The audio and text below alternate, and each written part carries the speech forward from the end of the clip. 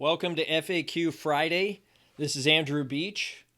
Please access the chat wherever you're joining me from and use the hashtag FAQ Friday or RedQuorama. That's on the screen here, hashtag REDQUORAMA. That will allow me to find all of the questions you have for Career Happy Hour. This is an opportunity for you every Friday, 3 p.m. Pacific time, to access free coaching. Yes, free career coaching.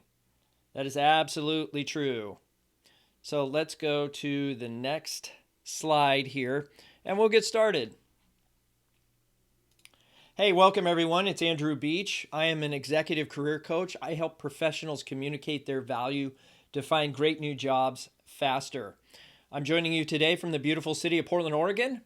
And today is FAQ Friday. Welcome to Career Happy Hour. I'm here to answer all of your questions related to career, whether that's interviewing, market planning, networking, resume, whatever it is that you need help with. Please ask me the question. I'm happy to answer. Go ahead and access the chat and use the hashtag that's provided here on the screen for me to help you get answers to your questions. With that said, there's a number of things that have happened this week that I want to share with you, some ideas, some thoughts of recurring themes that have come up. The first one is, actually we talked last two episodes about LinkedIn Live. And today I can assure you that I've verified it. Yes, I do have LinkedIn Live service. So thank you so much, LinkedIn. I really appreciate and advocate your platform. And I'm here to support you, the LinkedIn user, with the live platform. So when you have a chance, go ahead and access LinkedIn Live. I'm happy to answer any questions that you have, and I will be there supporting you right now today. Okay? So go ahead and leave your questions in the chat. I'm happy to help you any way that I can. So I am in part of the LinkedIn Live. I'm also broadcasting today on Periscope, Facebook, and YouTube. So whatever channel that you're joining us from, go ahead and leave your question in the chat. I'm happy to answer. I'm going to say welcome. Welcome to everybody in the chat. Use RedQuorama as the hashtag for today's stream. Okay. Excellent. So a couple of things outside of the LinkedIn Live announcement. Yes, I'm in. And that is measuring things that are not easily measured. I've had a number of coaching clients come to me and say, hey, this is what I'm good at. This is what I enjoy doing, but I don't know how to measure that. And that's perfectly normal. Perfectly normal. What I suggest people do is, in formulating their stories of accomplishment and building a brand, is that you really need to identify, articulate, and develop the before. That means that I need to describe, what did you walk into? What was the story? And where did it start? And what was your contribution to that story? Where did it go? Who is involved? Okay? And then there's always a process where you enter the scene. I think they call that in a lot of story building exercises the hero's journey. So what is it that you did in that story to get the outcome that was positive for the organization?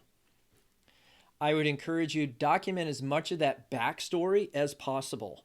The backstory is what makes the accomplishment all that much more impressive, because now we're talking about here's the before, here's the after, and if the audience can't see the difference between the before and the after, then you're in trouble. And so I was challenged actually even today by a coaching client that said, I don't want to be known for that. Even though there were good results. So there's the one side where it's hard to measure, but then there's the other side, something easy to measure. I just don't want to be known for that. And that could be dollars or, saving money, saving time, maybe delivering projects early or under budget, whatever that looks like.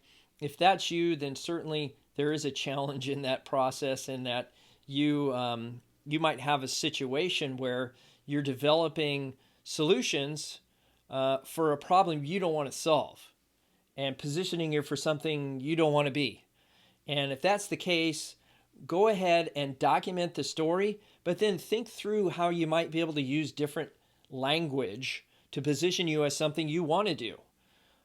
You may be grabbing some of that content for writing that story from, say, an annual review. And if it's coming from your annual review, there might be some KPIs, some key performance indicators on that review that just are not things you're excited about. So let's see the good in that story, though. It's good that they captured it for you and you could remember it. And often what we're seeing is that you might use some sort of different words in front of the accomplishment.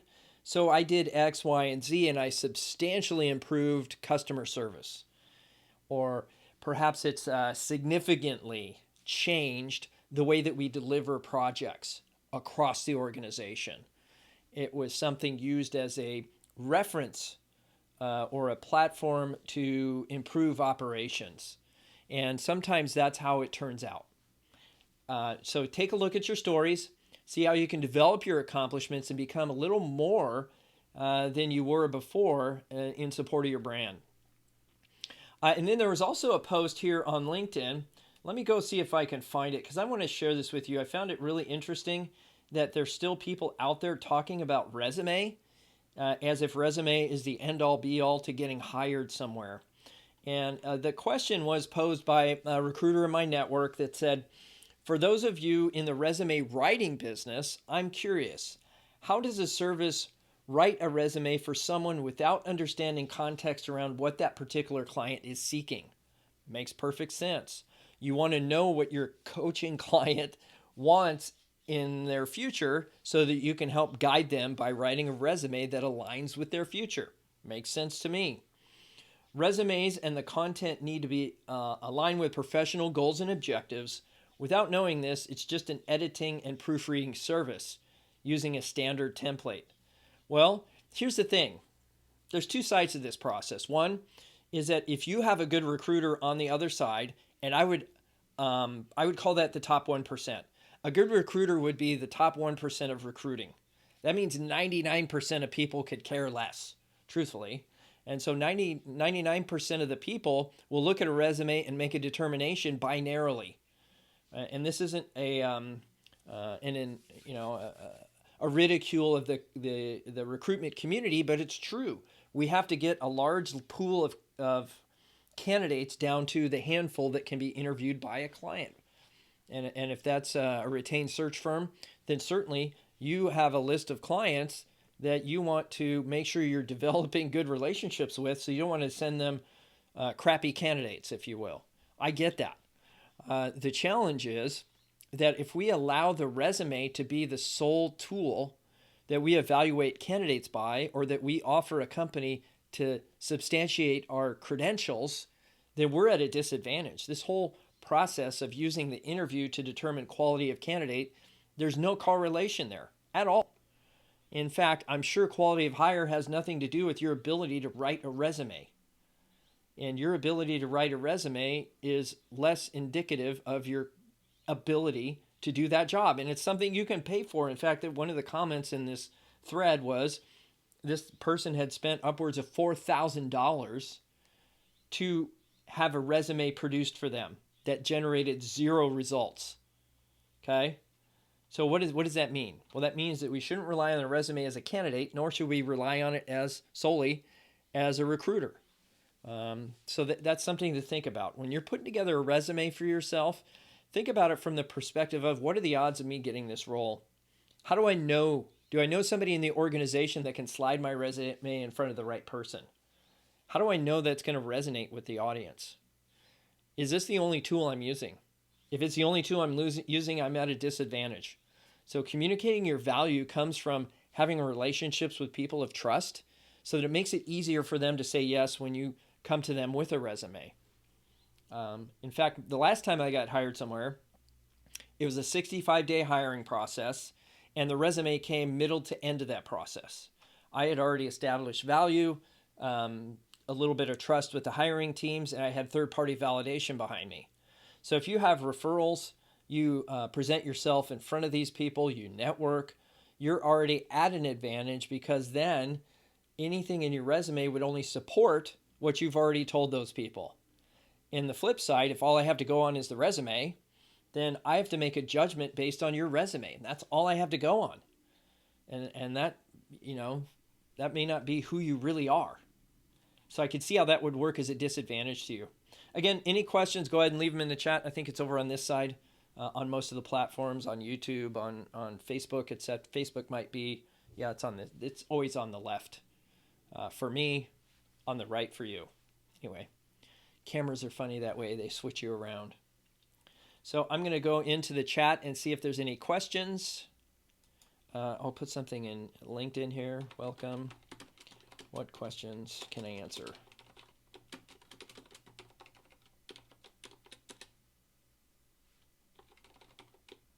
Of course, I misspelled questions, but that's okay. What can I say? What can I say? Okay. So, and then on top of that, I've got a couple of things to remind you about.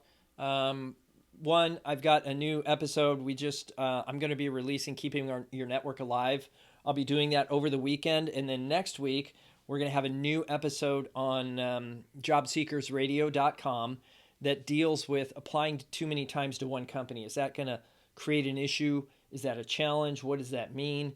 And it's really a Q&A episode. It's almost like this FAQ Friday where you come to me with questions and I answer. It's a question and answer and ask me anything. Scott and I have put together a handful of these in the past. So that's just the way it is. So I appreciate you. If you have an opportunity to put a question into the chat, I'm happy to answer.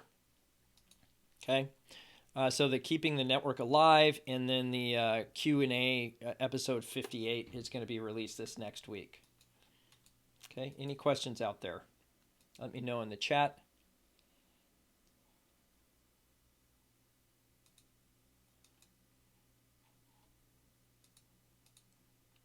I'm just waiting on a friend. Waiting on any friends. Hey, any questions out there? Who do I got joining me here? Let me see who that is. Mark. Hey, Mark, good to see you. If you have any questions for me, just let me know in the chat. Same with Netanyahu Belay. Netanyahu. Any questions out there? We got a handful of people. Looks like we have 8 folks here live. This is Ask Me Anything. It's free coaching. If you have need for help, support in terms of your career, whatever that is, interviewing, market planning, resume, I'm here every Friday, 3 p.m. Pacific time to answer your questions. So if you have questions, go ahead and put those in the chat. I'm happy to answer. I'm also considering, just so you know, selecting some of my coaching clients for us to do a coaching call during FAQ Friday. So if that's something you're interested in, maybe getting some hands-on coaching so you could see how it works live, I think that would be exciting. So go ahead and leave your questions in the chat. I'm happy to answer anything related to career.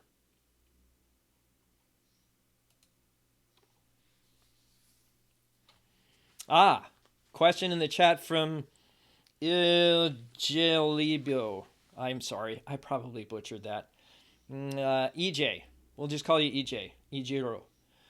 So the question in the chat is there anything bad about applying in several positions at one company? And that's actually a topic, one of the questions we had in the podcast. So go to jobseekersradio.com/listen, subscribe, and you'll see the episode is going to come out next week that answers that question. But the answer, just so I'm not avoiding your question, is that yes, there is a problem with that. And it's not what you think it might be, okay?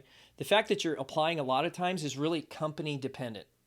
Every company probably is going to have a policy about applying, and they're going to track your applications in a different way. So yes, there are companies that will actually have a moratorium, especially if you've applied and maybe even interviewed. They might have a 6-month window where you can't apply there again, and that works to your detriment. So that typically comes from folks that's all they're doing. They're only doing online applications. And EJ, I don't know if that's your situation, but one of the things you can do is do more networking inside the company so you can get around the application process. If all you're doing is the applications, you're at a disadvantage. That's only about probably less than 10% of the placements, meaning the people who get the offer, actually comes from online applications. And when you're applying over and over at the same company, what that's demonstrating, at least in my mind as an applicant, is that yes, I want to work there, but I'm appearing desperate or overly interested or eager with that company. And if they're tracking that, and I'm not sure every company does, then that might work against you. So yes, there is a problem with that. That's why I advocate the networking piece of things, is that if you can get networked into that company, let's use Amazon as an example. Amazon, I believe, if they run you through an interview process, they have a moratorium afterwards where you can't come back and apply if you haven't been offered a job. There's a process there. And so you have to know each company that way. And I can't claim to know all the companies, or even if Amazon decides to change its policy. But I would find on LinkedIn, that's a beauty of this platform, is it's a search engine for connections. So find somebody in your domain at the company you want to work for, and maybe even identify the hiring manager's title that would help you have a conversation of strategic significance. Not that conversations with HR aren't strategic. They are if you're looking for jobs in HR. So if you're looking for jobs in HR, then spending time in the HR recruitment function is not a bad investment of time. So I'd encourage you in whatever you do, don't allow the only thing you do to be sending in an application resume. You should go the next step and say, okay, what should I do in extra? Reach out to people. Knock on any door until it opens. Okay? But don't knock on the same door over and over again expecting it to open and someone invite you in for an interview. Okay? There's more information on my website, even on some of the postings that I have here on LinkedIn, where you can get that information. Okay? So again, this is free coaching. If you have any questions, go ahead and leave them in the chat.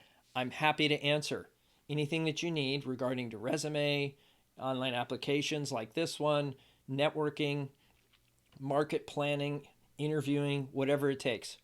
If you have any questions at all, go ahead and put those in the chat based on the platform you're on. We're currently streaming on LinkedIn, YouTube. We're also on, Periscope, the one on Twitter. Yeah, Periscope, and Facebook on my Facebook page. So go ahead. Looks like there's 10 folks that are joining us right now. I'm happy to answer. Please leave a question in there. Give it to me. You're welcome. It's my pleasure. Free coaching is free coaching. I'm happy to help you in any way that I can. Okay? Go ahead and leave your questions in the chat. Happy to answer. I'll wait. It's not a problem. So the other thing you might notice if you've been following FAQ Friday is I'm in my home studio now, yes, but the sun came out pretty strong and it's actually headed to the south of my house, which is behind me. And the glare from behind was so strong, I had to put up my backdrop. So it's a little bit more professional, I suppose. But there is a backdrop behind me, and I had to pull the curtains on the windows. So thank you for your patience with that. Let me know if you can hear me okay, and if you're getting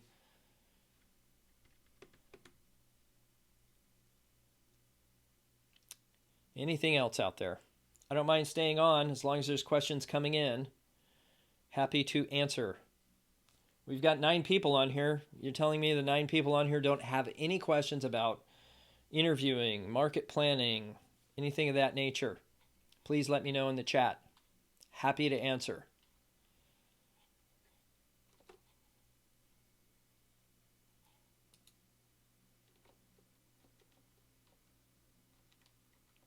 I'm here to answer your questions. This is FAQ Friday. We're using a hashtag, depending on the platform that you're joining us from. The hashtag is RedQuorama. That's RedQuorama.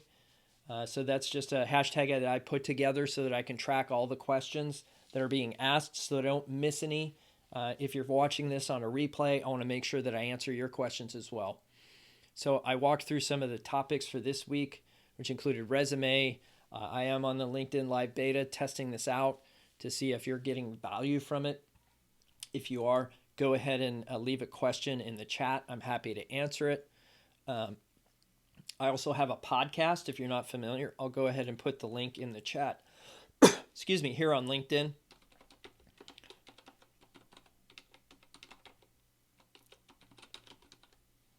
.com/listen.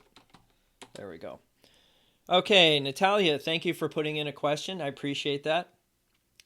Informational interviews. Well, that's exactly what they are, informational interviews. So when I'm reaching out to somebody that I want to talk to, and if you're new to this process, I'd highly recommend you reach out to people you know first so that you can practice. I don't want you practicing on people you don't know. So even if it's a mock informational interview, write down a list of 10, 20 people, if you have that many, that you already know that you can practice with. And if they're good friends of yours, tell them, I need to practice. All right? It's something that's new for a lot of people. I get that. And you might be, it sounds like, from another country. Maybe you have an accent. And so articulating this and trying to communicate with people who don't have your language as a first language is probably going to be helpful. So do that in a controlled environment. I never suggest people reach out to and practice with hiring managers at your target companies. That's probably just not a good strategy. Start with the people you know first, develop the skill, and then, gently move into meeting with people you don't know at your target companies and then with hiring managers. So the first step would be interview with people you know, practice the craft. Second step would be meet with people you don't know, maybe at your target companies. And then third step, meet with people that you would qualify hiring managers for your domain. Okay. Now, the idea informational interview isn't that you're coming in and saying, I want to have an informational interview with you. Will you talk to me? Okay. It's recognizing something in your audience that you think is exceptional. So if you look at somebody, say, at Amazon who's in a hiring capacity and you want to get their attention for an informational interview, you would say, okay, hey, I see you've had great success building this kind of product in this organization in this kind of way. I'm really impressed. I would like to learn more. I'd like to learn more about your success in building that. Would you have time for me? Now, I've not only honored them, I recognize them, gave them a compliment. I'm being very gracious in my approach.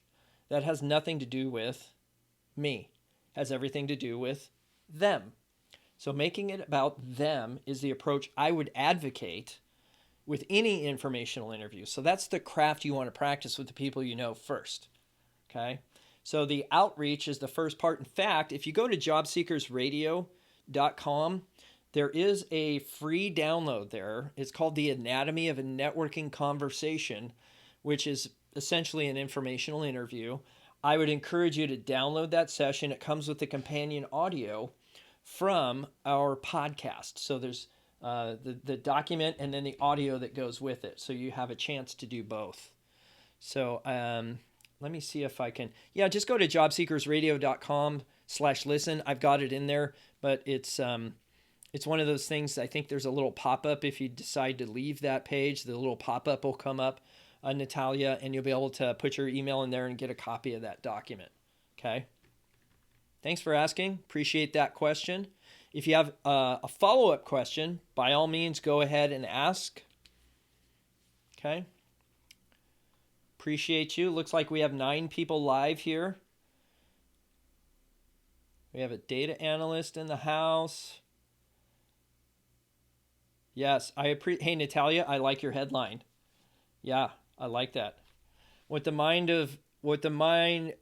can conceive and believe it can achieve. Napoleon Hill. That's really good. You're welcome.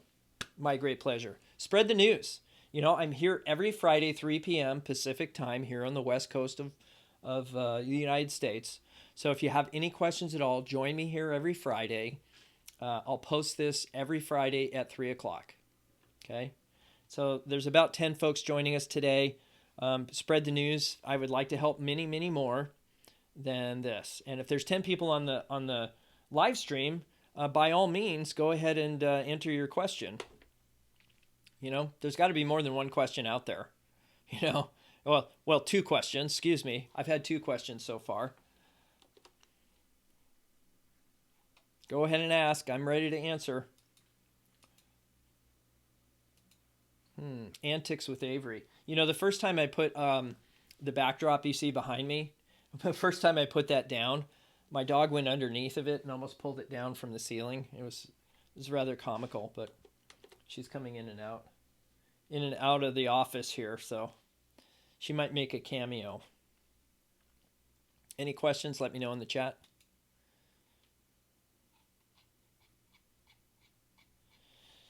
Okay. Ijiru has another question. What advice can you give to an applicant who has been working for more than 8 years, relocated to the U.S., trying to enter the workforce? Most time I am being asked if I have U.S. experience, which is logical, right? Any employer that you go to is going to want to know if you have experience in their domain, maybe even at their company or with their company. So that is an objection. That's not a condition. A condition for employment, an example of that, would be like a doctor, okay? So doctors have to have an MD, they have to have a license. If you don't have an MD, you don't have a license, you're not getting that job. I don't care how good you are. You might be the best surgeon in the world. If you don't have those credentials, you're not getting that job. But what you're facing is a condition. Most of the times I hear that, and it's kind of I guess a corollary to the question you had before about applying over and over at the same company, is that you can reposition your application to meet the needs of that employer, but it's not through the applicant tracking software. You're going to have to reposition your application personally. Developing relationships of trust is what it's all about. And so what I've experienced is that if you're only doing the applications and they're only judging you based on what's paper, when you come to a phone screen with HR, they're looking at all the reasons to exclude you. So be prepared that that's what they're going to ask about. And then you should have, not so much a retort, but certainly a good explanation on why you think you're qualified when they perceive you don't have U.S. experience. I would turn that around. Okay? Come up with answers. That sounds like an interview question, right? Interview preparation question. And so part of it is, yes, you need to get in front of people in a position of power that have budget and need to hire somebody like you for your skills, regardless of where they came from. And then the second part of that is having some good answers during an interview process, whether that's with HR or the hiring manager, so that you're absolutely prepared for that interview. So it could be both of those. So that would be the advice I would have for you on that one, Ijiru. Okay. Natalia's got a follow-up question. In your opinion, what is the most essential about LinkedIn? Okay. I think that the essential thing you have to realize about LinkedIn is it's not about you or your profile. It's about you being able to see everybody else's profile. Let me say that again. It's not about you or your profile. It's about you being able to see everybody else's profile. That means I need to be connected to a lot of people so that I can get to the second degree within my network. That's the first step.